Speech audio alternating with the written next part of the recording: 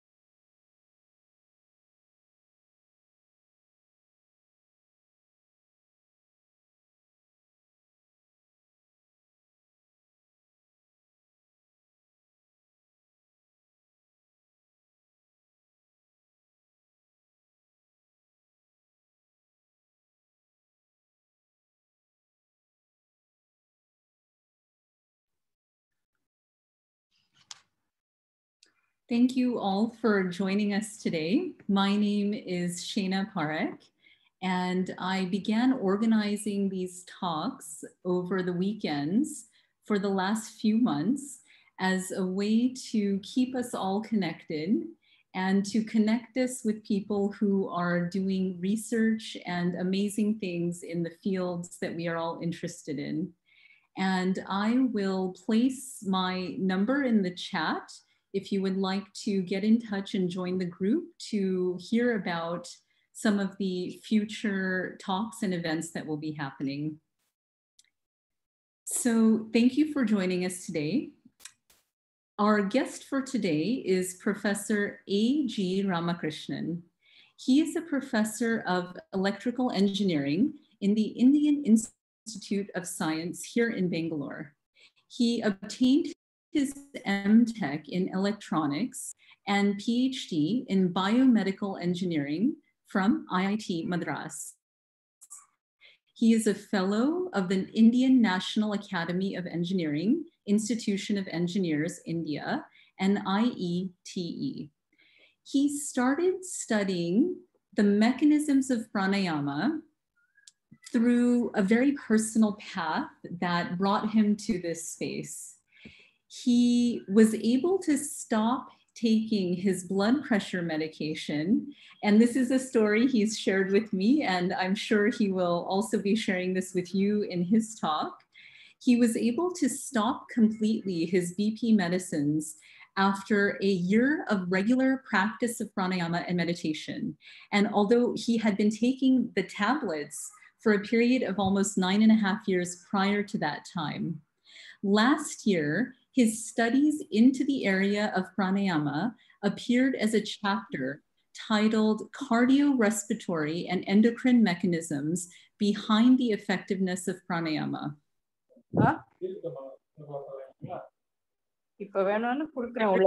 Kindly mute, thank you. He has a current project funded by the Ministry of Science and Technology to review the factors that enhance the immunity and also factors that impair it. He is also a member of the DST task force of Satyam, the Government of India's Science and Technology of Yoga and Meditation group. His lab at IISc is currently studying the interrelationships between pranayama and the signals recorded from the heart and the brain. He discovered a new phenomenon in the last year that the heart rate continues to systematically increase and decrease during breath holds while breathing at very low rates. So without any further delay, I will pass it off to the professor.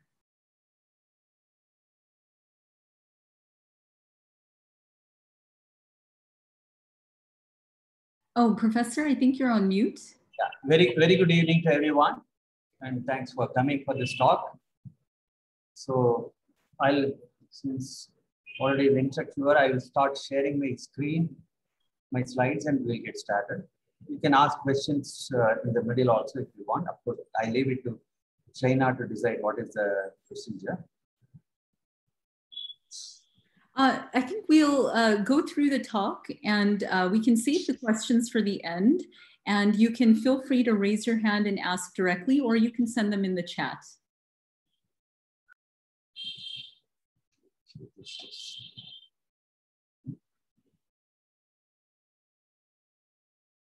So is my slides visible? Yes, they are. Okay. So like she said, I started studying the mechanisms of why, when I do breathing, how come it does something to my heart rate and BP and so on. So I started delving into that.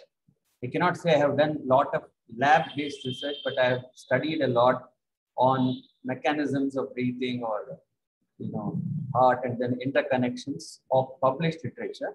And only very recently, we have started doing some work in our lab. So, okay, that's the slide heading was old slide.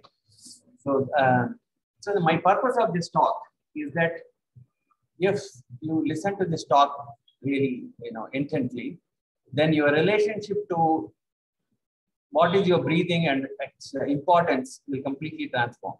And you will start wondering about your own body, its intelligence, its capability, and its mechanisms. And you will clearly realize that breathing is much more important than your diet. Because all the health advice that we get over this thing or from doctors and all that is always about, eat this, don't eat this kind of thing. So there is less importance on breathing, but I personally feel that is more important than breathing. Because you can be without eating for a few days, but you can't be without breathing for 2 days. And some of you may even get enthused to start research on certain issues related to our respiration. And some of you may come forward to partner with me in my research or arrange funds for my research through some companies, corporate social responsibility funds. So all of this is my motivation for this talk.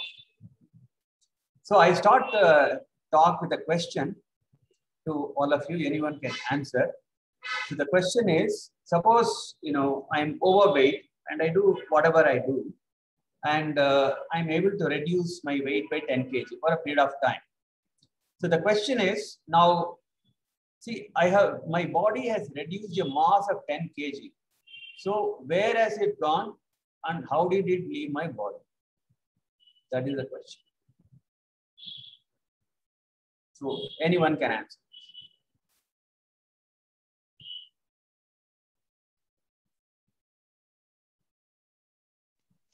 And for your information, when first time I am asked this question, I also did not answer correctly. So there's nothing wrong, in trying. We have one response here that says it has gone into the air. It has gone into the air. Okay. How?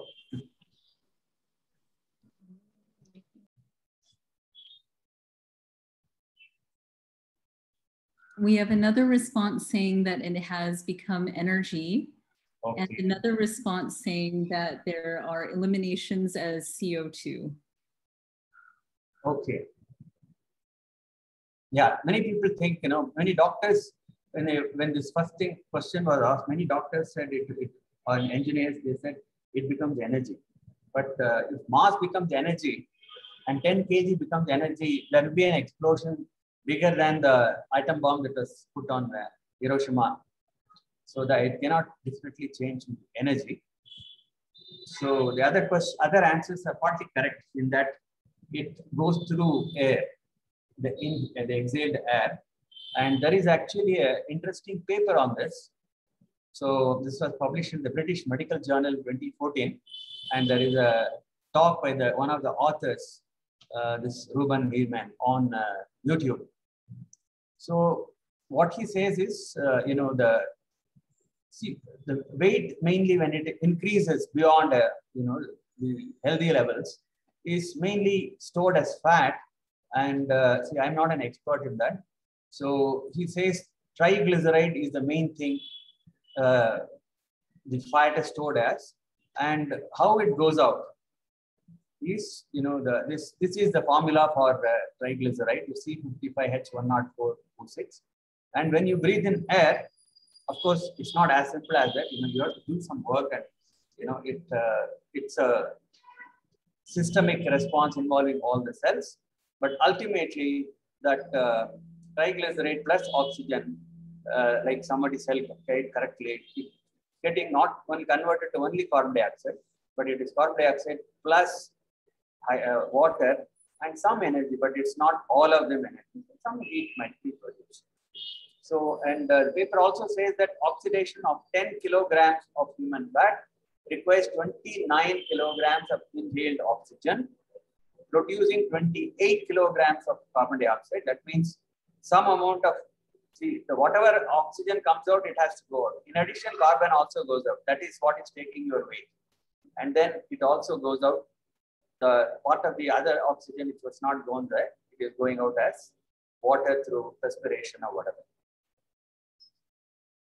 So that is, so if you are doing good, very important to take care of your breathing. If some of you have said, say I've seen that movie, Karate Kid, it's an amazing movie. That teacher always says, don't forget to breathe. So similarly, I have seen Yogasana teachers who don't teach about breathing. If you have unfortunately, you're a teacher who doesn't talk about breathing, stop that class immediately, because Yogasanas always involve synchronized breathing. And at the end of Yogasanas, you should feel refreshed and not tired.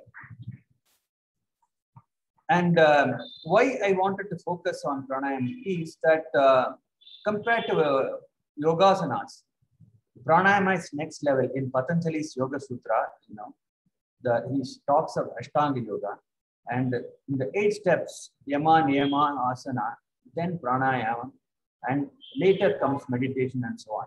The research also, there is a lot of research on Yogasanas and research on meditation, but there is very little on pranayama. So I feel that the next 10 years, a lot of work will happen on not necessarily pranayama, but the whole thing about breathing and its connection to our health and disease. So our body is a miracle machine.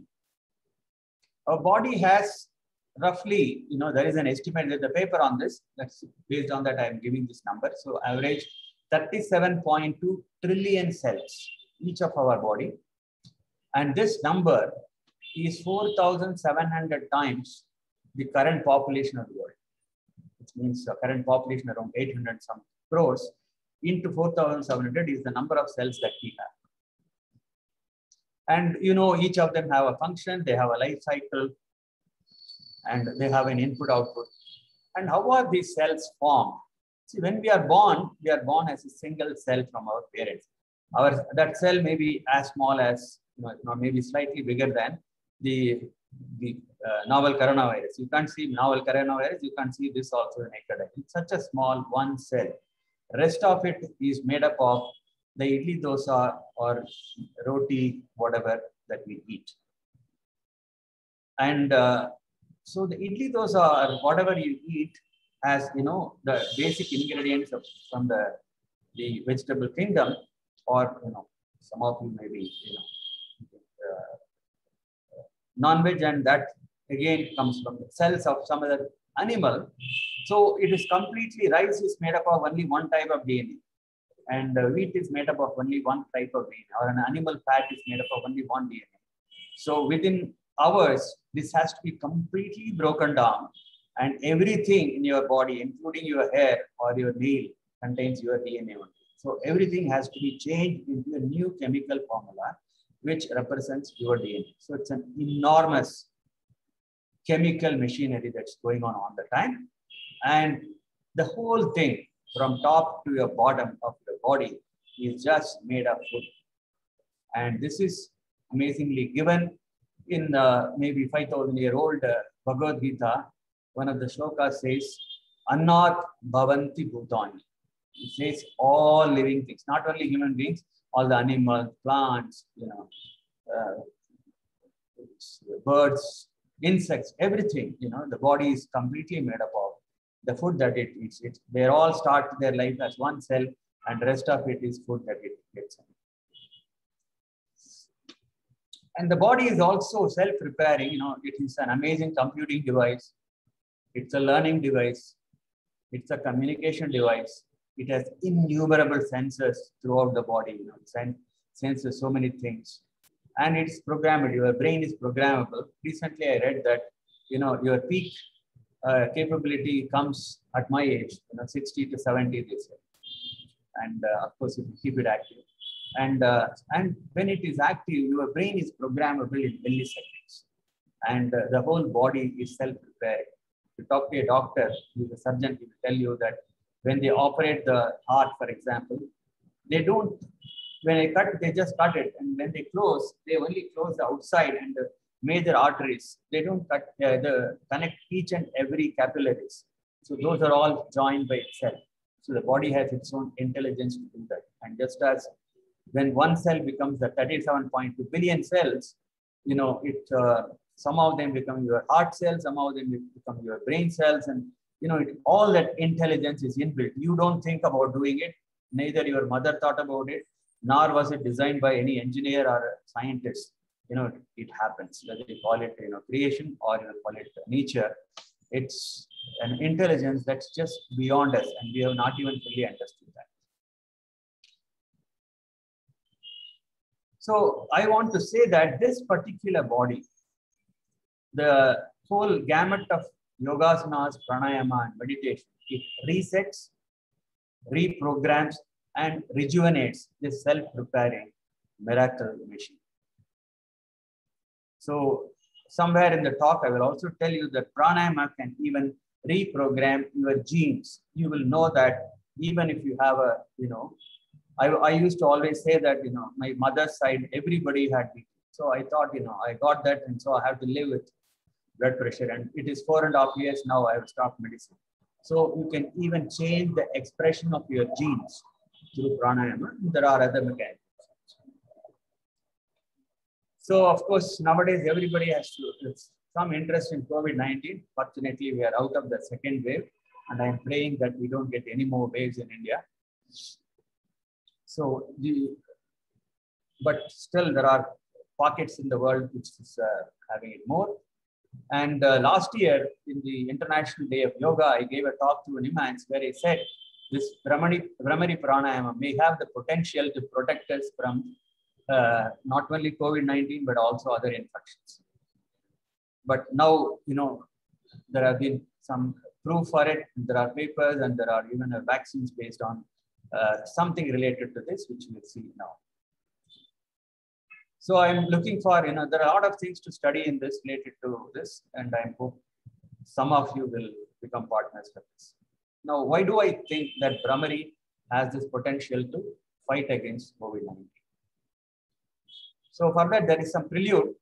There is something called a nitric oxide, and this is already being produced in the body in different parts. All the blood vessels has some amount of production capacity for nitric oxide inside the vessel.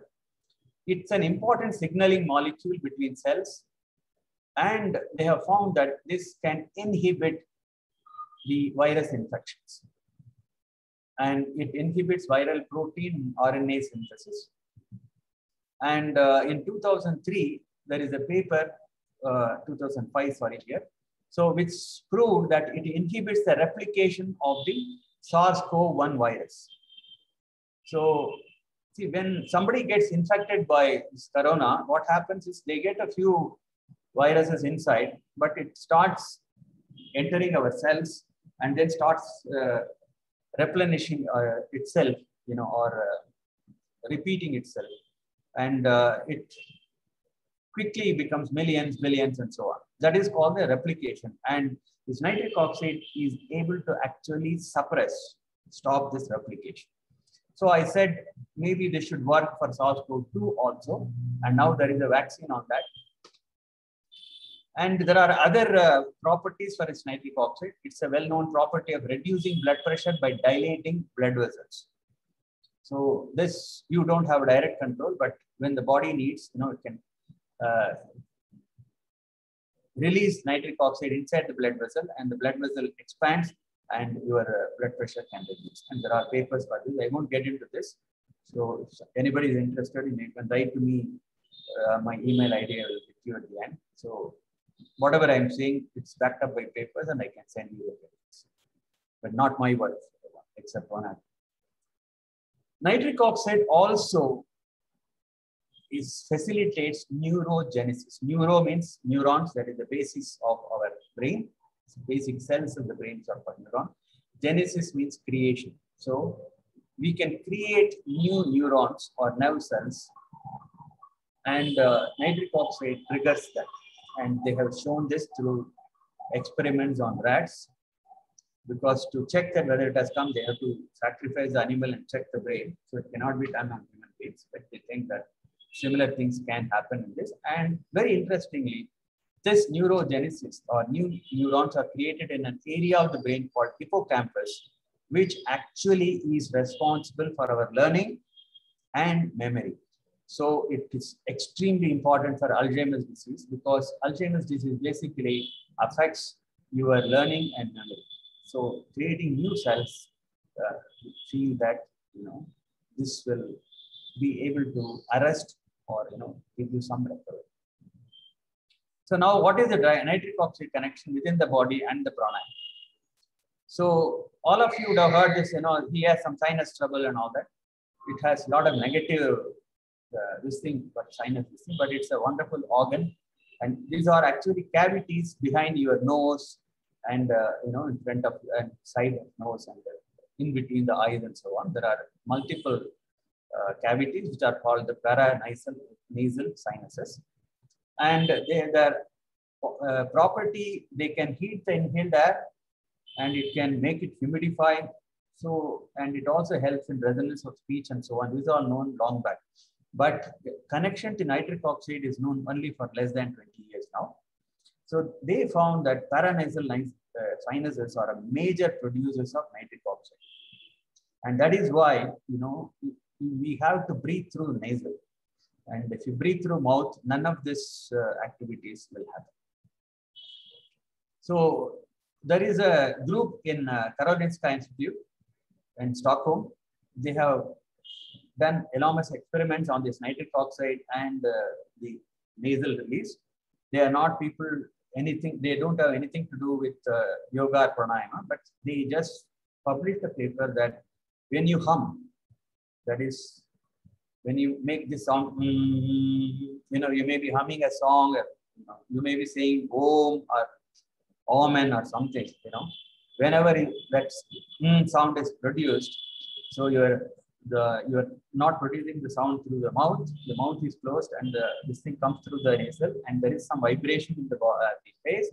And they said that the increase of nitric oxide, normally itself when you breathe, a little nitric oxide is released, but when you are humming, they said the nitric oxide release is increasing by 15 times, which is remarkable. And they have studied number of people, and so it's a repeatable thing occurring for everybody. And we know that many times this, people say that, you put the mask, otherwise this virus will get into your nose, and it has easy access to your body. And nature or God, whatever you believe, has put this nitric oxide right there. And that way to trigger that is humming. And Brahmari is nothing but a pranayama where you basically do humming. You take a very deep breath, and when you exhale with a hum, like that. And there are variations for that. I am not a pranayama teacher, so I will not get into that. You can see there are enough YouTube videos on that. So basically, now some doctors have also talked about Brahmari. So when you breathe like that, it releases more nitric oxide, and I assume that should be able to help. I cannot say that because I'm not a researcher in that area, but it must be definitely able to reduce or the infection or whatever. More studies have to be done. So there are papers, I talked about it last June. And subsequently, multiple papers have been published connecting this humming or nitric oxide to COVID-19. And there is a firm called Sanitize in Canada. They claim that nitric oxide nasal spray, they will produce, they are not talking about your nasal cavities producing, they will give you pay dollars and they will spray nitric oxide inside your nostrils. And they say that 99% of coronavirus will be killed. So now it is being, clinical testing is going on in Canada and UK. Israel is also independently working on that. I read a report that Bharat Biotech is also working on this kind of nasal vaccines. So how about daily Brahmari being our vaccine? This is what I was thinking. Or even it may be a cure for any particular patient. But I talked to many doctors, but somehow it was very difficult to convince testing them. I said, I can even come to the hospital and do the studies if you allow me and all that. But nobody wants to do that. So the connection I also want to look at is most of our prayer, the Sanatana Dharma prayers contain Om. Most mantras start with Om. So this Om also is ending with a humming. And there is a mantra in the Vedas called Chamakam. And this Chamakam, every stanza has may, like that. So I don't know whether our great ancestors created these things so that, we get this nitric oxide release on a constant basis. And for your information, before the recent lockdown, I and all my students were practicing Brahmari every day together in the sun for nearly 2 months. But after the lockdown release, we have yet to start. And sorry, Professor. Yeah. Sorry, I think someone has annotated on the screen and it might be a little distracting for some. Mm. Is it possible for you to erase those marks? I don't know. If you tell me how to, I can do that. I'm also not completely aware. If anyone has any suggestions, we'd be happy to hear them. So on the top of your screen, if you click the 3 dots, you can say disable annotations. So you'll be able to disable that. Okay. I have disabled, but I think it will not remove the whatever is already there. Let's assume some small kid has done it and neglect it because it's a very small, nice, simple strokes only. So yes, no worries. So my observation of whatever studies have happened in yoga, pranayama, meditation in India, even somewhere elsewhere, most of them is they study. They ask people to do some practice for a length of time, maybe weeks or months, and they measure something, maybe heart rate or blood pressure or gray matter volume in the case of meditation, and they say that something has changed and it is good. But nobody talks of what happens when you actually do the practice, or how these benefits are produced. So I want top of the line researchers to study the mechanism behind the effectiveness of these time-tested practices given by our rishis. I consider them as selfless scientists because they didn't patent or publish. They just gave it. So in this context, I want to define something called signal to noise ratio. This is the term which I originally studied electronics and communication might be. So there, when you are communicating a signal through air or vacuum, like we get our radio signals or your mobile signals, all of that through the air by electromagnetic waves. But many times you will see that nowadays when you're talking, somebody else talks, or that's so much of disturbance. So there is signal and there is noise. And my office is very close to the road, and you will also sometimes hearing vehicle sounds. So there are always something that we are interested at a particular time, which is a desirable signal, and there are always things that are coming which are disturbing that particular thing, which is called the undesirable signal, which we call as noise. And we define as engineers the power of the signal divided by the power of the noise.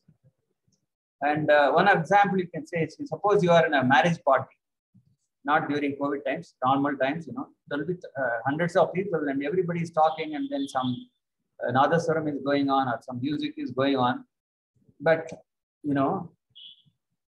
if the person next to you is sufficiently loud, then you will be able to hear that person. So when you are hearing that person's voice is the noise, the signal, and all other sounds in the marriage hall is the noise. So there must be a minimal level of signal above the noise so that we can hear it clearly. So I want to define a similar thing called signal to noise ratio for the human being as related to our current context. So let's look at how do I define the signal to noise ratio of the brain or body. So we already talked about our body is an intelligent self-repairing machine and so on. And anything to be very efficient, you have to leave it in its pure natural state without other disturbances and so on. And this is where I see the connection between how this Corona had taught us about the importance of this pranayama meditation and so on. We saw that in the last year's lockdown, where almost the whole world was in lockdown and we were all sitting inside doing nothing, the nature became pristine and regained its most natural state. And what did we do? Nothing. Before that, a lot of crores were spent on cleaning Ganga, cleaning this other rivers in Rhine in Paris and so on. Not much happened. But without any expenditure, all it required is we stopped what we are doing, polluting all that. We just kept quiet and nature became better and regained its natural state. You would have read, many animals which were never seen in the rivers came back. So I feel that our inner nature also becomes pristine, or it regains its natural state when we stop doing anything with our body, speech, and mind. Just as physically outside, if we stop, that is for the nature to recover. But for our inner purity to recover, you stop next level. You don't even move. You don't talk, and then you are still. That is what is called meditation. And some people have defined that as choiceless awareness. You are aware, but you are not, actively trying to not think, not move, not speak. So they say that manasa, vacha, kaya. So that I feel, and these pranayama, yogasanas and pranayama steps, which take you towards that, this restoring the purity of our body and mind. So now, continuing, towards the definition of signal to noise ratio. Our body has been put together systematically from food and oxygen, I said. Yeah, apart from the food, that is also input is also oxygen. So 99% of our body's mass is made up of oxygen, carbon, hydrogen, nitrogen, calcium, and phosphorus. There are other elements, but all of them is less than 1%. And oxygen is required by each and every one of these 37.2 trillion cells for our metabolism. And brain consumes 20% of the oxygen. The brain is only 2% of your weight, but it requires 20% of the oxygen. And if you stop the oxygen supply to the brain for more than 4 minutes, whichever area of the brain did not get, it will die. So that is what happens, when somebody gets into coma because of an accident or due to heart attack and things like that. So oxygen is such an important thing for our body. And carbon dioxide is the waste as produced when carbon is combined with oxygen as part of the body's energy making process. You know this. And circulation of the blood and respiration exchange oxygen from the environment for carbon dioxide from the body cells. And this has to do to supply oxygen throughout the body and collect carbon dioxide from every one of those cells. So that was to say how important is oxygen needed for each and every cell. There are other functions for oxygen. Wounds need oxygen to heal. continuous supply of oxygen to the tissue through microcirculation is vital for healing process and for resistance to infection. And one of the biggest factors that can inhibit the body's ability to recover is low oxygen flow to the affected area. So from Johns Hopkins, which is one of the most famous medical hospital and biomedical school, they have said in their this thing for nurses that they need to evaluate tissue perfusion, that is blood flow in the tissue, and oxygenation when they are dealing with serious wounds, like from fire injury and so on. And what I derive from that is, see, the wound need not be because you fell down or the doctor cut something. From a wound or a fire, when a doctor does a surgery, that is also a wound. It takes time to heal. So I feel that oxygen can help even recover fast from surgeries. So we need to, it's a conjecture by me, but we need to study this systematically, whether by giving some simple pranayama for people who are recovering from surgeries, they are able to recover much faster than others. So you would have studied something called pH in your school chemistry. This pH expresses the acidity or alkalinity of a solution on a logarithmic scale. So you would have heard something like, that your tamarind or lime has some acids and certain other things are called bases, and pure water is called neutral. So that pH is 7, and lower values up to 0 is acid, and higher values up to 14 or alkaline. Why is this important? It is very important that our blood is slightly alkaline. So it should be 7+. The range is given here. 7.35 to 7.45 should be the alkaline, the pH of our blood for our good health. But if carbon dioxide is more, you are not breathing well, then the increased carbon dioxide gets, our body is 70% water, you know that. So everywhere it is there, interstitial fluids. So it dissolves in the water and becomes carbonic acid. And the carbonic acid inside the solution again becomes separated as bicarbonate and H+ ion. So this H+ ion concentration is what is giving rise to the value of pH. If H+ ion increases, that concentration is this, logarithm is also more, but there is a negative sign. So if the concentration is more, it is reducing. The pH will reduce and your blood will become acidic. So I want to define one of the ways of signal to noise ratio is, it's not a standard definition, it is my definition, I call it Ram's definition, as the ratio of partial pressure of oxygen to the partial pressure of carbon dioxide in the blood.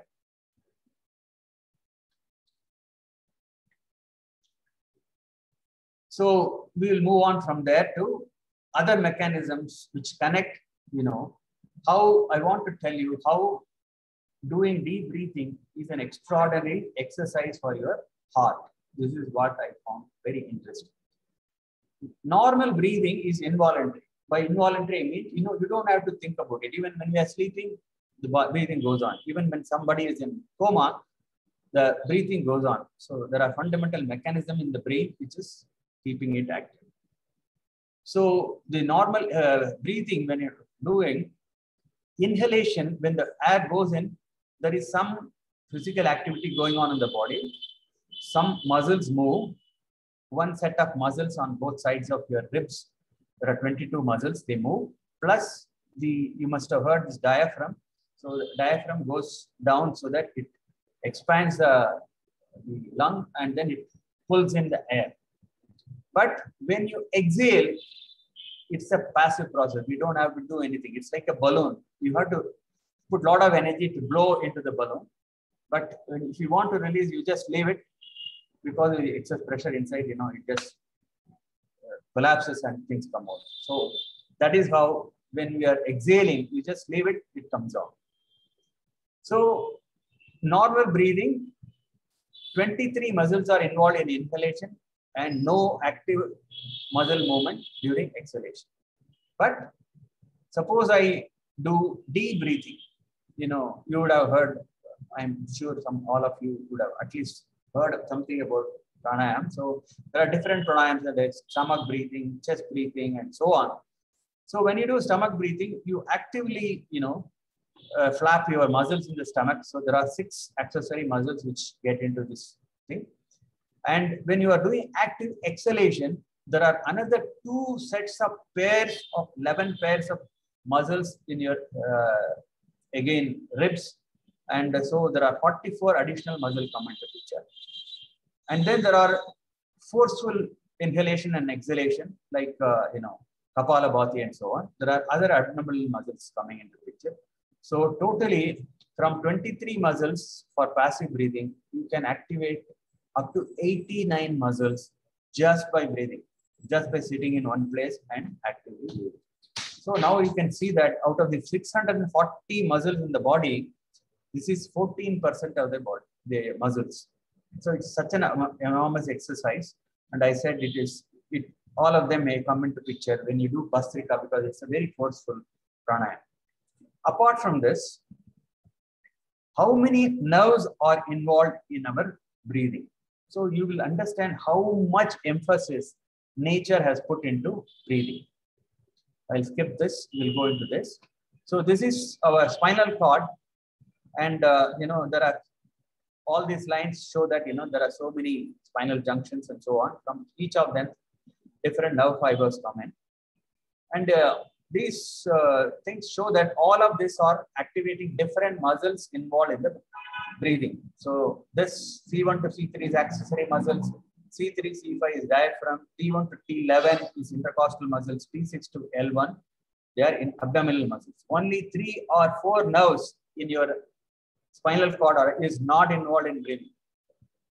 So it is so important that so many nerves are involved in your breathing. And there are nerve centers which are controlling your breathing in your pons and medulla oblongata in your brain. And they get a lot of feedback from all over the body about the carbon dioxide level, oxygen level, pH level, everything. Okay, there are so many sensors. So this is how, we think it's just some breathing, but I found that, it connects to the whole of your body. If some part of your body, because of something, suppose I tie something on my hand and stop blood flow here, then immediately some sensors will realize that there is oxygen is less, carbon dioxide will go, it will send a feedback to your brain. And if it is not able to relax because you're pushing, then it will increase the blood pressure and try to push blood. So there are so many such mechanisms. So these are telling you, what are all the various types of feedback mechanisms. There are glomus cells, aorta has some feedback cells, carotid body has feedback cells, and so on. So all of these are involved. So many muscles, so many nerves, and so many sensors and feedback mechanisms. In addition, there is something important called respiratory sinus arrhythmia. So we'll come to that respiratory sinus arrhythmia. Another thing I want to tell you is, normally when you breathe, for an adult, they say average around 500 ml, half a liter of air goes in for every breath. It's very surprising, but that much air seems to go in. But with deep breathing, with a lot of effort, you can go up to 4.8 liters. That's the capacity, average capacity of an adult lung. So you can go from half liter to 4.8 liters. That means it is 9.6 times or 860% increase in the effectiveness of breathing you can do. That is the importance of even 5 minutes of pranayama. If you do very deeply, you can increase the intake of oxygen by 860%. And together with holding the breath, if you learn from the proper teacher, then it will also ensure extremely effective gas exchange and elimination of carbon dioxide. So now we come to that respiratory sinus arrhythmia. So respiration is breathing. Arrhythmia means change in the rhythm of the heart. So this is a phenomenon that is happening in all vertebrates, not all the animals which have a backbone. So when you inhale, the heart rate goes up every time. The moment you inhale, heart rate, during that period, heart rate goes up. When you exhale, the heart rate goes down. So the breathing is much slower compared to the heart activity. Heart activity is more than once per second, whereas this will be few seconds. So in every breathing, there will be several cycles of heart. And if you come to my lab, I can clearly show you very simple, you can see how your heart rate is increasing and decreasing with your breath. And it goes easily without too much effort. You can change your heart rate by up to 20 beats per minute just during breathing. And this can further increase by forced breathing and so on. So if you are actively deep breathing, you are doing, you are constantly increasing, decreasing your heart rate, which means you are doing active exercise. So what do they say, when you have to run to increase your heart rate, they say, or, this other kinds of exercises where, people put music and dance or whatever, So they say you have to increase your heart rate by at least 1.5 times or 2 times. So you can actually do that with deep breathing. That's what it's an amazing thing that I found. So what is happening here when you do deep breathing is because the heart is intrinsically involved because of this respiratory sinus arrhythmia. This deep breathing or pranayama is a cardio-respiratory exercise. That is why the connection to heart, and once there is sufficient oxygen, then blood pressure comes down, heart rate comes down. Whenever, when you are running, what happens is throughout the body, the cells are taking oxygen for their metabolism. Quickly it is getting over and it needs more oxygen and it needs to get rid of carbon dioxide. Because of the feedback, the body automatically increases the heart rate because it cannot increase the intake of oxygen when you are running. So it compensates by trying to increase the rate. So if you increase oxygen by just sitting and deep breathing, it will automatically reduce the heart rate because it knows that even at lower heart rate, it can sufficiently supply. So these are some the results of some of the experiments.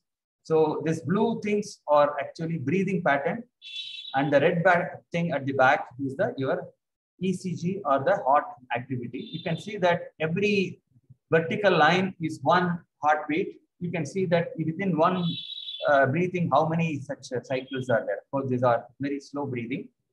And when the blue line rises, you are breathing in or inhalation. When it is slowly coming down, actually it should be flat, but our transducer is not linear.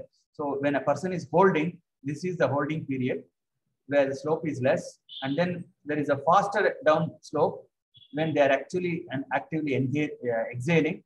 And we ask them to again hold for some time. You can see that slower slope of raising and then again inhale and so on. Now you can see that when this deep breathing is going on, even the amplitude of your heart activity, this is an electrical activity which your doctor normally records ECG, that is the one, but since it is compressed, you are seeing it as, you can't see that as ECG. If you expand it, you can see that this is ECG. And from this, we extract what is the heart rate during each period, during the hold, during the inhalation, during again another hold, exhalation, and that we are plotting here. So this plot here, the blue is once again the breathing activity, inhalation, hold, exhalation, hold, and so on. And the brown thing is, you can see on the right hand side of this plot, it shows from 75 to 95. That is beats per minute. Actually, the 20 is here only. So if it goes below that, one of the cycles at least, this brown thing in this case, it is going below this and is going above this also. So it's more than 20, nearly 30 beats per minute, it has changed. So now I already told you that respiratory sinus arrhythmia, during every inhalation, exhalation, the heart rate changes. But what we found out interestingly is we asked people to breathe at 2 cycles per minute. That means 30 seconds they have to take one breath. That we found that they are not able to inhale and exhale so slowly. Because of that, just to control the time, I asked them, okay, in between you hold. So 7.5 seconds, I asked them to inhale. We put a timer, it will give a beeps. And next to 7.5 seconds, they will hold. Next 7.5 exhale, next 7.5 hold, and so on. They will do it for just 2 minutes so that it's not difficult for them. Most people were able to do that. So now what you are seeing here is, you can see that when the breath hold is going on, even during that, when the inhalation is there, the heart rate is increasing. You can see that when the blue is going up, brown is also going up. But during the hold time also, I expected that the heart rate will be almost same, more or less. But it went all the way down and again came back, and it recovered by the time the hold is over. And when the exhalation started deeply here, again it started decreasing. Similarly, the hold with the exhalation, there is no air inside the lung and the person is holding, again the heart rate again increased and come back. By the time the next inhalation takes place, again it is increased. So 2 times every breathing period, the heart rate is changing. For some people, it was changing 3 times. And we checked 10 normal human beings. For 10 people, it worked, and we published this last year. So technically, it was not this thing, but biologically, this is a new observation, and they appreciated that, and they asked me, why is this happening? But I'm not a biologist, so I said, I also want to know. So this is still unresolved. If one of you know a good biologist who has good knowledge of heart and lung and neural mechanism, you want to work with them, you can give all the data and they can look at it and look at the mechanisms. It's a very interesting thing that is happening. So next, there is also connection between breathing and it's already going to be 6. So should I stop? There are a few more slides. I think it's okay, Professor. I think you can continue, and whoever needs to drop off can do that, but you're welcome to continue. We have time. Okay. So, see, one of my friends in IIT Madras is studying the mechanisms for this Parkinson's disease. You would have known, Parkinson's disease, people don't have much control over the finer movements. So there is always the hand, the fingers are moving, or legs are moving. They have problem in balance and so on. So he found that by modeling the certain structures in the brain, he found that a particular type of neurons, they need a lot of energy inside the brain compared to other neurons, and they don't get enough energy in some people. Usually this comes, for old age people like my age or more.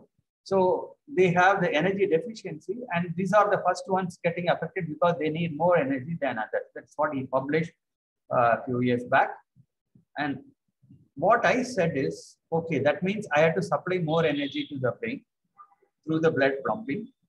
And then see, the body is intelligent enough. Wherever your body is affected, the doctor gives an injection to the same place, either your hand or somewhere else. And the body knows where to take that medicine. So I said, if you give sufficient energy to the brain through the blood circulation, then it should automatically take care of this, and it might be helping. And he also thinks that it might happen, but it's not been proved. It's a conjecture. So what is that connection? How do I supply more energy to the brain? So there is a paper published in 2017 which says that breathing modulates the cerebrospinal fluid flow in your brain. What is cerebrospinal fluid? It is the equivalent of blood inside the brain. So there is a filter when blood flows to the brain. So everything in the blood doesn't go. Certain things are stopped. Even some infections are there. They are not allowed to go inside. So the body has some special protective mechanism. So that other fluid, which is slightly different from blood, but takes the important things, including oxygen to the brain, is called the cerebrospinal fluid. And they proved by experiments that when you are breathing, that circulation in the cerebrospinal fluid, that fluctuation also changes. So, and one of my friends who's a great yoga teacher, she said somewhere in the books, it says that when you do this particular type of pranayama, so which is called Ujjayi, she says, the text say that it increases the blood flow to the brain. So it's again unconfirmed in terms of experiments, but they have already said that breathing is modulating. So you can see the name of the paper, the title of the paper, Respiration, a new mechanism for cerebrospinal fluid circulation. So if we study it and prove it, then you can probably control Parkinson's disease that by controlling your breathing and sending more oxygen or more whatever needed into the brain. So this I already told you that, when there is less oxygen, your heart rate increases like when you are doing exercise. So when you provide more by deep breathing, heart rate, BP reduces. That is how I found out. That is a simple mechanism why BP comes down or heart rate comes down by prolonged pranayama practice. There is also connection of oxygen to cancer. Very, very interesting. Unfortunately, no doctor talks about it. There was a German chemist. His name is Otto Warburg. You Google, you will find all the details about this man. And he got a Nobel Prize. And his thesis is cancer basically needs a low oxygen environment to survive. And he proved it after he got the Nobel Prize using further studies. He took 2 sets of rats. For one of them, he created cancer in a particular area. For both of them, actually. In one set, he made sure, I don't know how, because I don't know the details, he made sure that the area around the cancerous tissue, sufficient oxygen is provided. In the other rats, he didn't do anything. They were left to this. So after some time, cancer increased in the second set of rats and they died. But the first set of rats, the cancer was still there, but it did not spread. So he showed by experiments and by theory that to expand or to develop, cancer needs tissues which are devoid of oxygen. And there are some East European countries, they use hyperbaric oxygen chambers. But when I asked doctors, no, they didn't, it doesn't work. But I saw that on this thing, you can Google and see, people are trying. But this hyperbaric oxygen is a chamber where the pressure of oxygen is more than what is in the atmosphere, and they put the people inside for some time. Of course, John Hopkins uses this too for recovery from, I already told you, this wound healing. They are using it, but people say that it will not work for cancer. But at least there is some connection which more people have to study. And my interest is, are yoga masters, free of cancer? We should study. We have enough yoga masters at my age and above, to study, and none of them had cancer. Then there is an indirect evidence, not a direct evidence. So far we are talking about signal, how to increase the signal, whether it is oxygen or pumping of blood and so on. So I'm now going to look at the noise part of it, the carbon dioxide or pH going towards lower values, creating acidic this. So many times you would have read, in rural pockets where especially some alcohol ban is there, people drink all kinds of things, they took pain, other things, and sometimes people die. And educated people like that, we usually look down upon them. Why do they do this, and then die? But highly educated, highly rich people also do that similar things. Okay, what is the similar thing? It is soft drinks. I actually measured all the soft drinks available in India. We took it to the chemistry lab and measured. All of them have pH between 2 and 3. In the older batteries which were there in your cars, you have to put that water once in a while, distilled water and all that. It contains acid. That acid has a pH of 1. I told you 7 is normal water. Lower levels are acid. So very low level, 1 means a very high concentrated acid is there in the battery. And what is the pH of any and all soft drinks that we have? It is between 2 and 3. So it's a highly acidic thing, and which many of us drink. And right now I'm writing a paper, and after this thing I'm going to submit it today. Perfected that. And I found that there is a very high correlation between the consumption of soft drinks and the mortality rate due to COVID. Mortality rate, that in US, the mortality rate is 1.5 times. Number of people died due to COVID so far is 1.5 times India, whereas the population is 1/4. And Brazil, it's again, higher than India. And the population is less than Uttar Pradesh. Another country, South American country, its incidence is very high, but the population is less than Maharashtra. So all these countries, I was surprised to find These are the top 3 countries which consume the maximum amount of soft drinks in the world. And the average in US in 2019 is per capita, everybody drinks 400 ml. And it's anybody's guess that at least half the population may not be drinking, which means the rest of them are drinking at least 1 liter of acids every day. This is the final point I told you about. Your genes need not determine your identity. So this was published in Discover, which is a scientific magazine in 2016. That means 15 years back itself. But still, you know, it's not popularly put in our media and all that. Even now, people are publishing, oh, we found this gene. So if it is there, you are gone, creating more fear. But what I found is there is some effect of gene, but there are a lot of other environmental effects.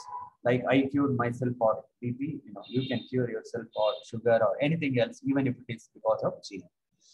And this is fully supported by studies. And this field is called epigenetics. Genetics, you know, which is connected to genes and all that.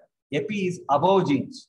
So how even in spite of genes, you know, you can do something which they actually, what they call is gene expression. If you have a gene for BP, you will not get BP. If the gene starts working, which they call expression, then only you get that. And you can switch it off. So every gene has a switch, not one switch, many switches.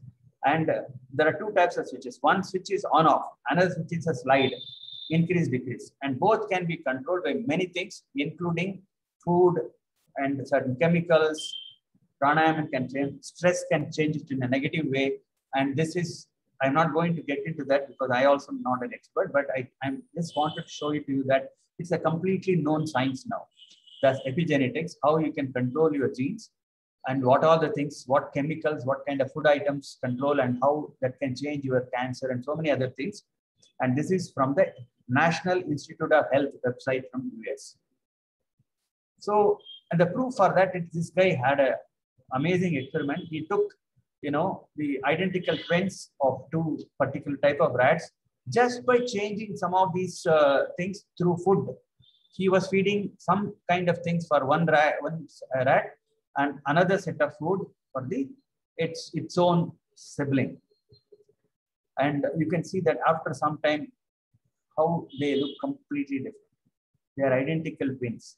And this paper at that time it was 1,600, now it may be 2,000 citations. It's an amazing paper which showed how this epigenetics is real, that you can modify your genes and not only can modify, once we modified, this will be there in its own descendants also. That switch position is transmitted from mother to the children for generations. And they proved it again in terms of fat. Even if you have a gene which makes you stout, you know, by doing exercise and various other things, you can actually reduce your weight. And then that will become a new reality. And this is another paper where they showed that 2 hours of pranayama and meditation changes the gene expression of 111 genes. It's an amazing paper. I can give anyone up. It's published in a good journal called PLOS One. So now these are the last slides. Pranayama, the other parts is over. One of my passions is before I die, I want to see that all of this, whatever I talked here, should be introduced in our school textbooks. And, you know, we read so many useless things in our school. You know, how many Panipat wars were there, which year it happened, how many brothers Aurangzeb and Shah Jahan killed for coming to power, or the names of the governor generals under whom we were slaves. You know, all kinds of idiotic, useless, in my opinion, information. And we trouble the children, you know, mug up all this. But instead, I feel many of these things, you know, how great is our body, what a miracle machine it is, how we can cure ourselves, you know, how are the connections of this, all of this has to be introduced. And recently government has said, you know, they are receiving inputs from us. I think we should give it. I am also planning to do it. And the other important, equally important thing is medical curriculum has to be changed. I have a lot of doctors, I have talked to them. I found that in the medical curriculum, there is nothing about how to improve immunity. What is positive health? Nothing. The word allopathy is derived from allo means alleviation, pathi means disease. So they only can come into your picture only when you have disease. they will not come into your picture. So there are big talk about digital health now, but any hospital cannot give you health. It can bring you out of disease, but health can be brought outside hospital only. And so I feel there should be a subject in every medical curriculum about how to improve our immune system.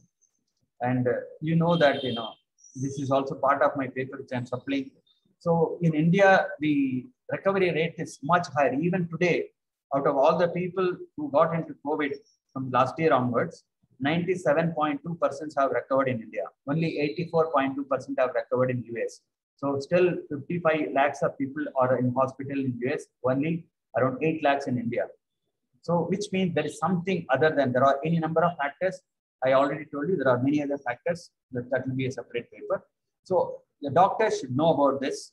And if we are doing well, it is not because of our doctors. Of course, doctors' contribution is there, but whatever contribution is there from doctors and this thing, which is at best same in India and US. Rest of it is our habits, our food habits, and many other things.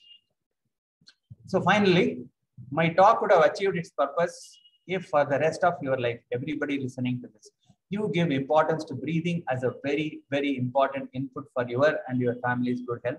Make sure all your children, your parents, whoever did not attend, tell them that breathing is the ultimate important thing for our body, and ask them to start some simple, Anulom Vilom, simple deep breathing today.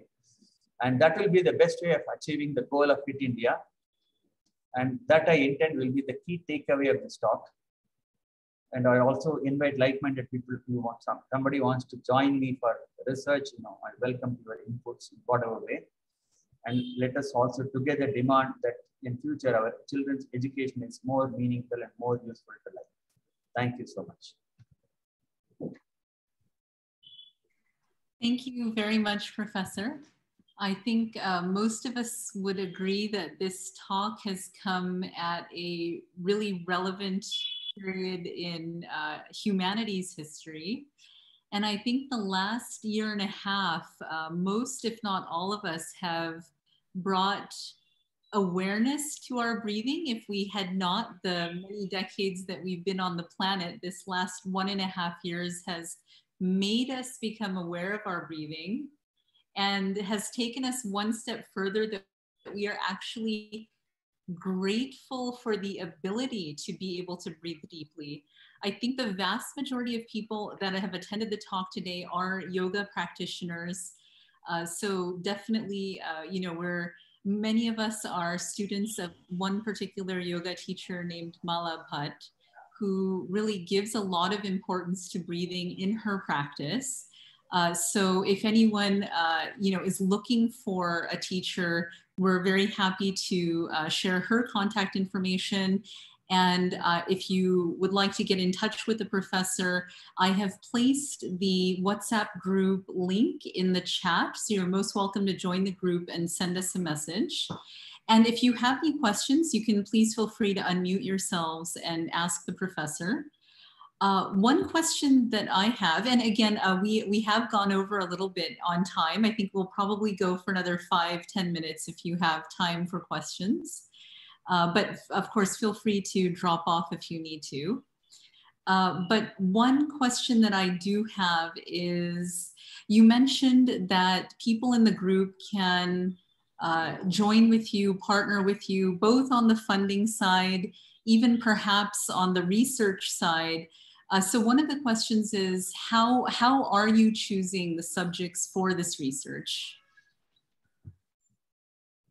You mean the partners for research or subjects for research? Subject, by subject we mean the people who come to a lab whom we just study, that's all. Yes, right? The folks coming to the lab that you are studying, how are those folks chosen? We make sure that they don't have any smoking and drinking habits, because we need to control it. Nothing wrong, we are not against them or something, but when you do study, we need to control so that if we report to our journal, all those people should have similar things. Okay, people who are not taking any psychiatric drugs, people who are not smoking and drinking. So those are the main things. So no other major thing. Otherwise, any normal person, can come. irrespective of the age. Got it. So we will definitely connect any of you with the professor if you would like to also become a part of the research. One of the questions that has come through are the effects of deep breathing on hormones in the body, and particularly in women. Do you think this is an area that you might be looking into? And are you finding that the stakeholders in this area, so the funders, the government who provides funding, the various organizations, and also researchers, do you feel that there is now this upward trend and that more and more researchers and stakeholders are going into this type of research? I don't know whether more and more people will be coming, but at least, in the previous governments, before this, I told you, I'm in the task force of DST Satyam. There was nothing called DST Satyam before 5 years. Okay. So from our independence, there was no funding for research in yoga and science and technology of yoga and meditation separately. It could have been some funding through part of other things, but this is an exclusive thing to only study the mechanisms and effectiveness of pranayam, yogasanas, and meditation only. So there has been more emphasis put by DST on this. So hopefully there will be more people. Okay, and is any of your research going to focus specifically on this question of the effect on hormones? Yeah, see, it's a nice question, but honestly, I have never looked at the connection between hormones and this. So that's the next input. I'm thankful to that. So I will start looking at it. I never looked at it. It's a very important thing, I know. So if I find something, I will communicate to you and you can communicate to this. Great. Actually, I don't know. And I think the final question is there any particular finding that has really surprised you as you have begun this research? Yeah, this, see, before I got into this, see, like you also introduced, I know that, I learned yogasanas when I was doing my master's from another student, and I used to practice once in a while. But the way I could dramatically stop medicine, because when I was taking BP tablets, each time it was only increasing the dosage. And I could completely come out of it, and I couldn't see the connection, even as a scientist, how breathing is reducing my BP. I didn't know. Whatever I talked, I didn't know. It's only the past 2 years knowledge. So that took me to this. And the most interesting thing I found is that that your gene expression can be changed. Right. So that is a very, very fundamental thing.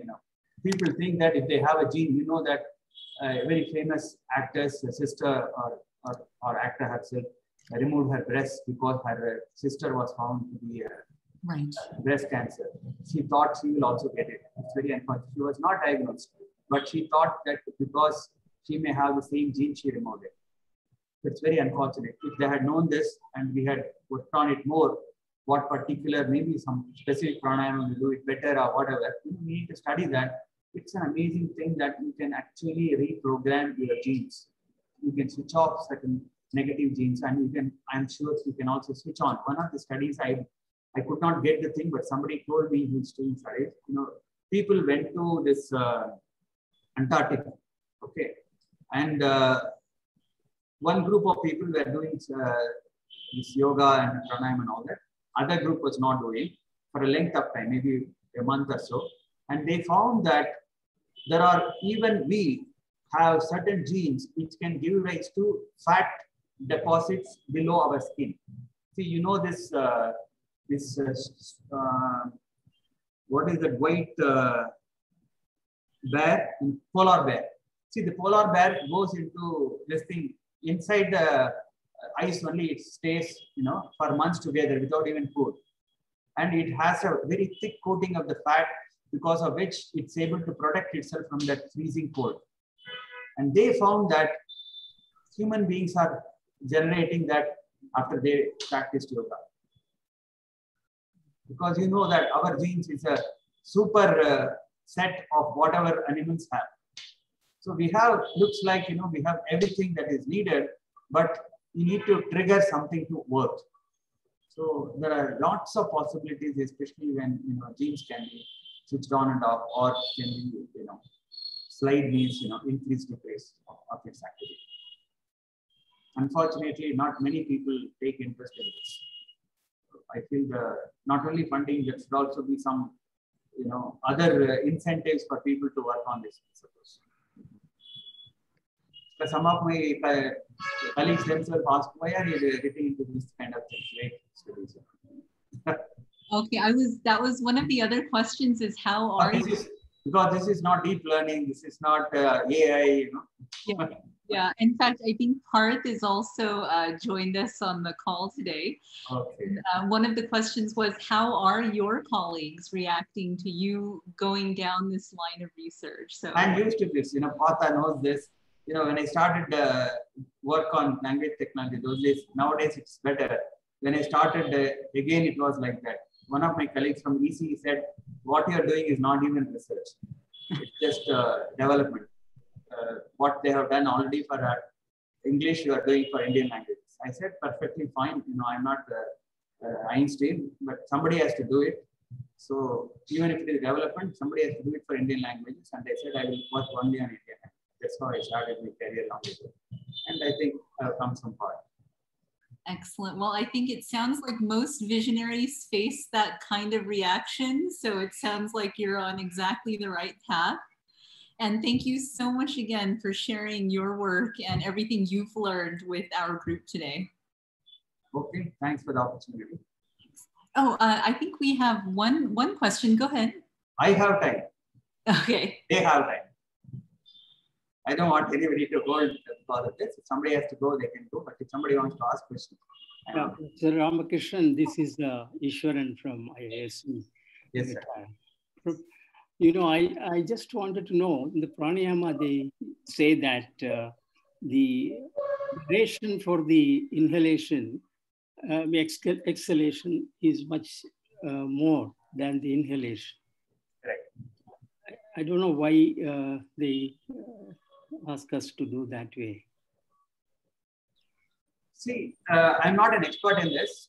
You know, one of my friends studies the Agastya's work. Sage Agastya has written not only Sanskrit works, a lot of Tamil works also he has done. Yeah. So she's studying that his works in this thing where he has talked quite a bit about breathing.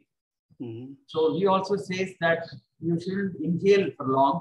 Exhaling is better. He suggests, in particular thing, he suggests a ratio of 1:2. So there is also a belief, I can only say belief right now, there are correlates that the life in creation or of nature or whatever is decided in terms of the number of breaths and not the number of years. Yeah. Some people believe that very strongly. And there are also correlates. Why I'm saying that is, you know, animals which live very long, like elephants, tortoise, and whales, they have a very, very low breathing rate. Animals which breathe very fast, like dogs and rabbits, they die very fast. They have a lifetime of 5 to 10 years. So they think that by slowing down the breath, you can increase your life. And when you are slowing down, you know, when you are exhaling, as I told you, even the heart relaxes. Right. So it is better, I feel, you know, if you exhale. That's all I can say. I'm not an expert in this. I don't know the complete answer. Thank you. It was a wonderful talk. Thank you very much. We do have another yoga teacher who is with us, an Ayurvedic doctor, Dr. Renuka, who has mentioned in response to this question of why the exhalation is longer than the inhalation. The response is the prolonged exhalation switches on the parasympathetic nervous system, thereby reducing the stress response. Anything that relaxes the body is because of parasympathetic. So when you are inhaling, if the heart rate goes up, which is basically a sympathetic response. And when the heart rate reduces, it's definitely response. And we have one more addition as well. Additional response is when you exhale longer, the cells will be able to absorb more oxygen, is what one person has also contributed. So I think we'll leave it at that. I have placed my phone number as well as the group link in the chat. Many of you would like to look into the research that the professor has done, as well as the papers that he has cited. So please send a message and we'll get you that information. And thank you all so much again for attending. And Professor, thank you for spending part of your afternoon with us. Thank you so much, and sorry for the delay. I exceeded the time limits. Oh, it's okay. Thank you so much. Bye, everyone.